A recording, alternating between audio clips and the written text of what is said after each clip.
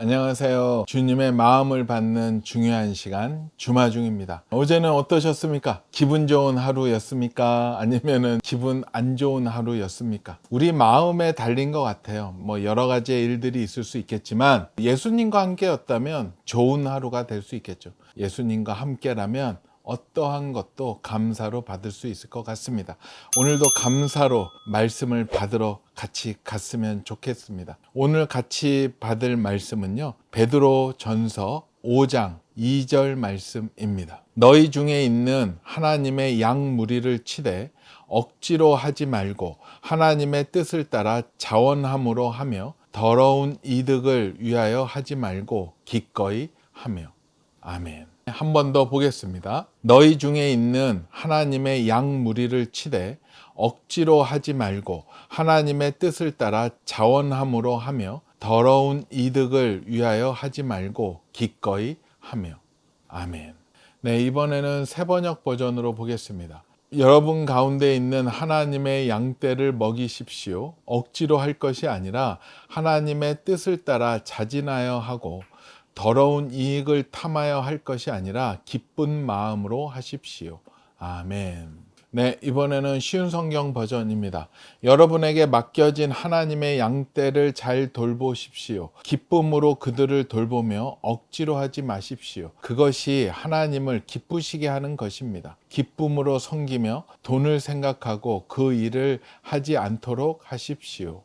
아멘. 오늘 또 이 말씀과 함께 보면 좋은 책이 있어서 알려드리겠습니다. 부흥하는 교회, 쇠퇴하는 교회입니다. 이 책은요, 매년 가을에 나오는 책이 있죠. 한국교회 트렌드 2023부터 2024, 2025까지 나왔고요. 올해도 한 10월이면 나올 예정에 있습니다. 그 책을 준비하는 목회 데이터 연구소의 지용근 대표님이랑 웨스트민스터 신학대학교 대학원 실천신학 교수님이신 김선일 교수님이 공저한 책입니다. 정확한 설문조사와 데이터를 바탕으로 해서 지금 현재 부흥하고 있는 교회, 또 쇠퇴하는 교회들의 특징들을 조사를 했었습니다. 그래서 어떻게 하면 부흥하는 교회로 갈 수 있는지에 대해서 나타내주고 있고요. 이렇게 하다가는 쇠퇴하는 교회로 가게 된다라는 경고도 주고 있습니다. 그래서 목사님뿐만 아니라 교회 리더십들이 함께 보면서 점검하는 시간 가졌으면 좋겠고요. 평신도들도요, 나의 신앙이 부흥을 하고 있는지 아니면 쇠퇴하고 있는지를 적용해서 볼 수 있는 책이기 때문에 많이 도움이 될 것이라고 생각이 듭니다. 이 귀한 말씀과 함께 보면 좋은 글이 있는데요. 제목은요, 하나님이 꼭 카운트 해주시는 일은? 사람들은 마음의 평안을 위해 교회를 찾는다. 그래서 사람들은 잘 보듬고 품어주는 교회가 잘 되리라고 생각한다. 교인들이 부담 없이 머물 수 있는 환경을 만들고 질 높은 종교적 서비스를 제공하면 교인이 늘어난다는 생각이 은근히 퍼져 있다. 그러나 이번 조사 결과는 그러한 통념에 질문을 던졌다. 교인 수 증가와 가장 높은 상관관계를 보인 요인이 뜻밖에도 봉사자 수의 증가였기 때문이다. 교인들에게 얼마나 만족을 주는가가 아니라 얼마나 많은 교인이 실제 봉사자로 세워지고 있는가가 교회 부흥에서 가장 중요한 요인이라는 점은 의미심장하다. 교회는 본질적으로 그리스도를 따르고 헌신하는 제자들의 공동체이기 때문이다. 목회자라면 누구나 공감할 것이다. 봉사자를 세우는 일이 얼마나 어려운지를. 연말이 되면 많은 교회가 새해 사역을 위한 봉사자를 채우기 위해 고민한다. 시대 전반에 걸친 헌신의 약화는 이 일을 더욱 어렵게 만든다. 하지만 이번 조사 결과는 이러한 시대적 흐름과 대조되었다. 부흥하는 교회에서 나타난 14개의 주요 요인 가운데 봉사자 수의 증가는 가장 강한 연관성을 보였다. 이는 교회가 성장할 때 단순히 출석 인원만 늘어나는 것이 아니라 함께 일하고 헌신하는 사람이 늘어날 때 진정한 부흥이 이루어진다는 뜻이다. 물론 봉사자의 증가가 곧 교인 수 증가의 직접 원인이라고 단정할 수는 없다. 그러나 두 요소 사이에는 밀접한 상호작용이 존재한다. 마치 자전거의 앞바퀴와 뒷바퀴처럼 봉사자와 교인 교인 수는 함께 굴러간다. 반대로 봉사자가 줄어들면 교인 수 역시 줄어들 가능성이 크다. 실제로 코로나 이전과 비교해 봉사자 수가 증가했다고 응답한 교회는 부흥하는 교회에서 51.9%였지만 쇠퇴하는 교회는 고작 1.9%에 불과하다. 이 차이는 봉사자 증가가 교회 부흥과 얼마나 긴밀히 연결되어 있는지를 명확히 보여준다. 결국 봉사자의 증가는 단순한 도움이 아니라 교회의 부흥을 이끄는 핵심 동력임을 이번 조사를 통해 확인되었다.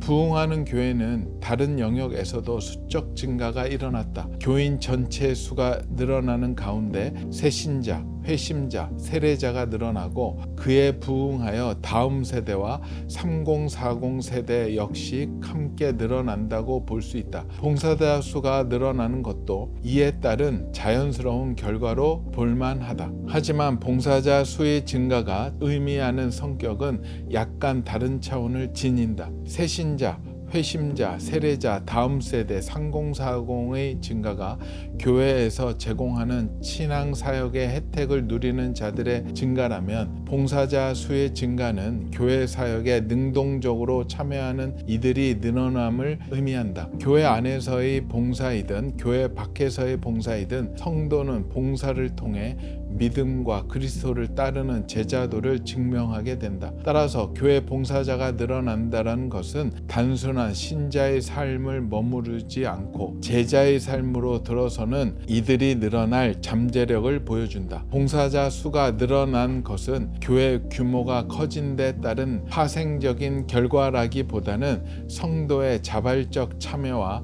신앙사역 및 공동체의 활성화로 인한 결과로 볼 수 있다. 그런데 여기서 한 가지 의문이 든다. 봉사자 수의 증가가 교회 규모에 따라 비례하는 것은 아닐까? 교회가 크니까 봉사자 수가 많은 것은 아닐까? 반드시 그런 것은 아니다. 부흥하는 교회 중 500명 이상 규모의 교회에서만 봉사자 수가 증가한다는 응답이 80%로 가장 높긴 하다. 그러나 다른 규모의 교회에서는 교회 규모가 크다고 해서 봉사자 수가 비례해서 증가하는 것은 아니었다. 오히려 30명 미만 교회의 봉사자 수 증가 비율이 그보다 좀 더 큰 규모의 교회보다 높았다. 이러한 지표는 봉사자 수의 증가뿐 아니라 사역 프로그램 수의 증가가 중대형 교회의 전유물이 아님을 보여준다. 교회의 인적 물적 자원이 상대적으로 풍성할 경우 더 많은 사역 프로그램들이 제공될 가능성이 높다. 그리고 이는 성도들에게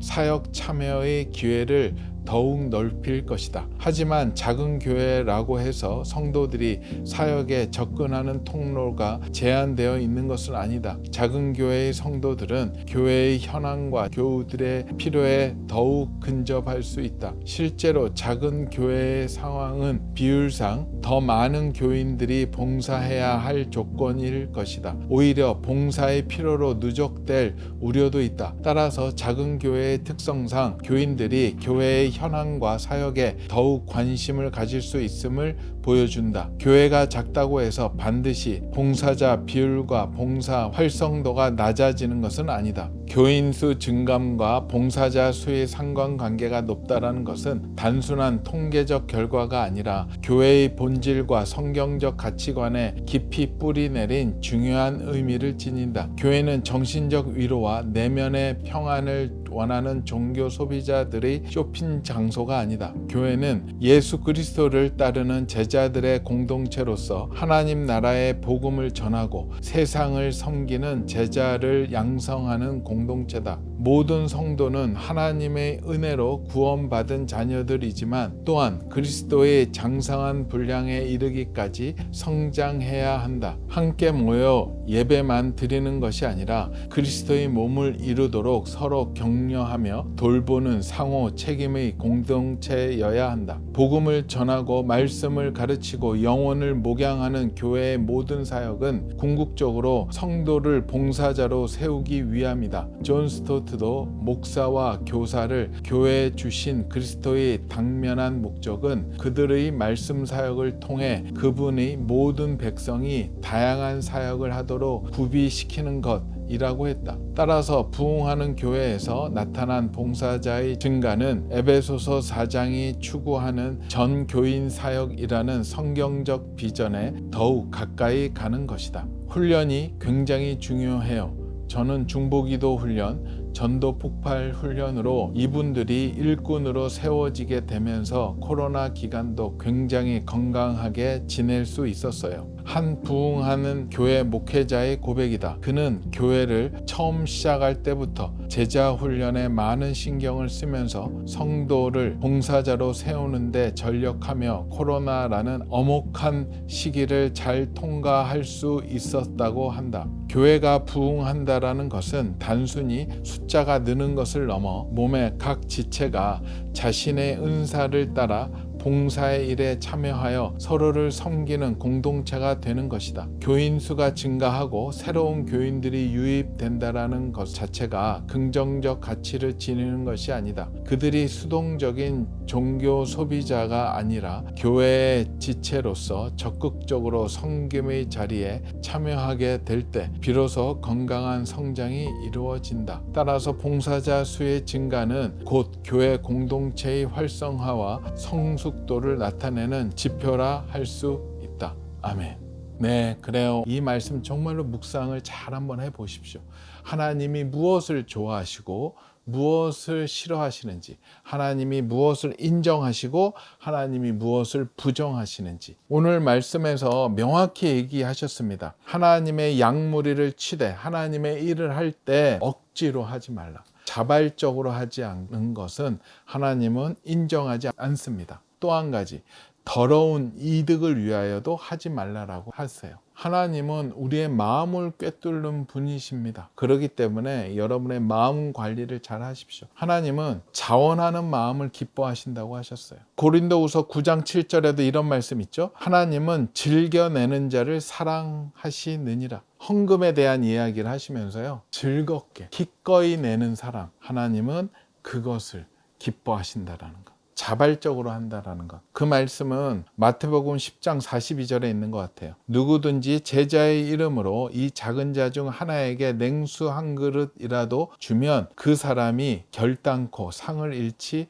아니하리라 하셨습니다. 지극히 작은 자에게 누가 시켜서가 아니라 자발적으로 기꺼이 냉수 한 그릇 대접했었을 때 주님은 그것을 기억한다고 하셨습니다. 세상에서 가장 불행한 사람, 불쌍한 사람은 하나님 일을 열심히 한다라고 하면서 하나님이 시키지도 않은 일, 하나님이 원하시도 않는 일, 자기가 원해서 자기의 뜻에 의해서 열심히 일해놓고 하나님한테 인정받지 못하는 사람들이 가장 불쌍한 사람들이 아닌가 생각이 듭니다. 이 영역은 저에게도 뼈저린 그 경험이 있습니다. 신앙생활을 모태신앙부터 하다 보니까 교회 봉사해야 된다는 건 당연한 걸로 생각을 했기 때문에 그 일에 있어서 기쁨이 없었던 것 같아요. 그런 생각으로 했다 보면 시간이 지나고 나의 삶에 불편함이 오게 되면 바로 불평불만이 일어나게 됩니다.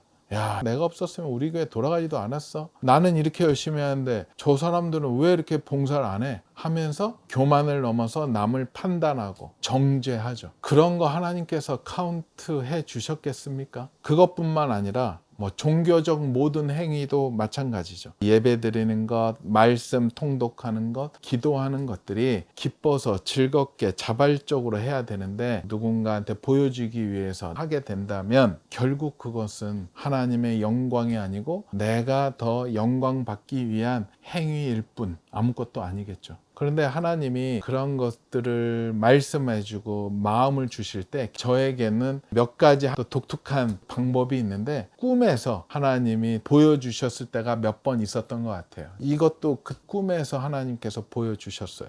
어느 날 자는데 꿈에서 뭔가 주님이라는 대상자 앞에 나아간 것 같아요. 주님께 뭔가 보고를 올려드리는 것 같아요. 이 땅에서 했었던 것들을 중간 보고하듯이 주님께 보여드리는 꿈이었어요.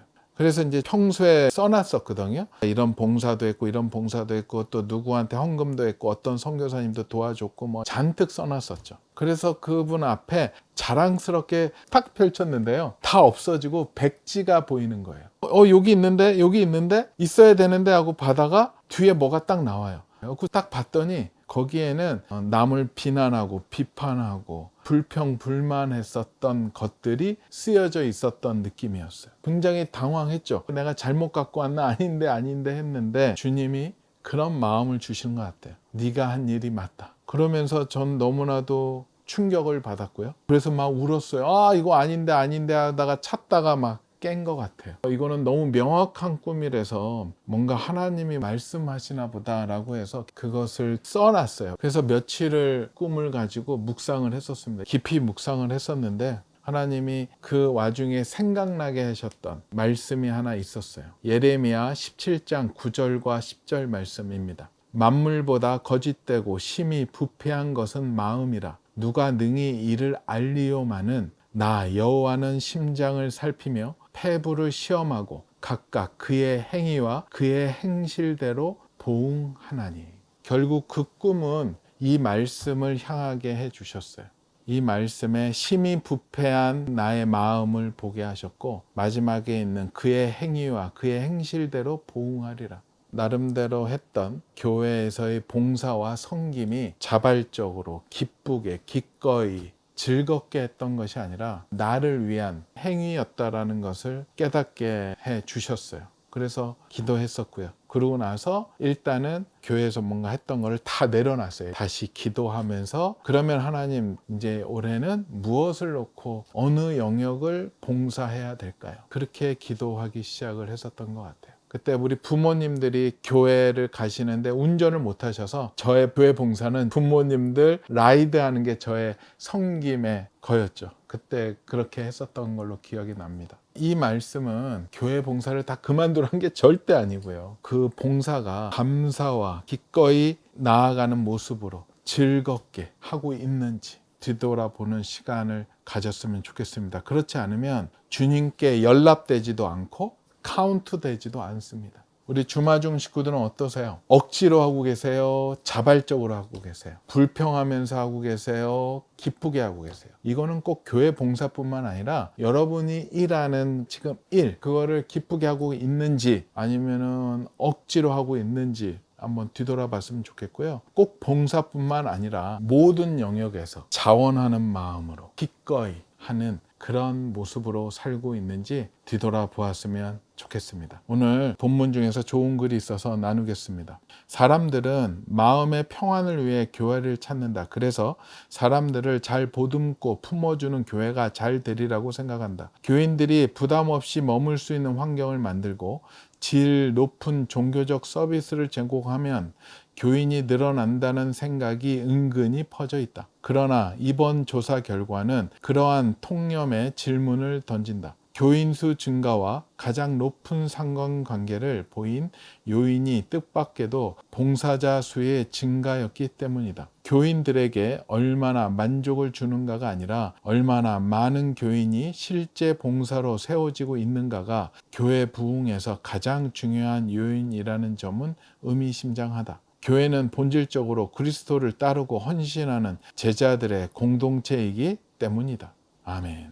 오늘 말씀 한 번 더 보겠습니다. 너희 중에 있는 하나님의 양 무리를 치되 억지로 하지 말고 하나님의 뜻을 따라 자원함으로 하며 더러운 이득을 위하여 하지 말고 기꺼이 하며.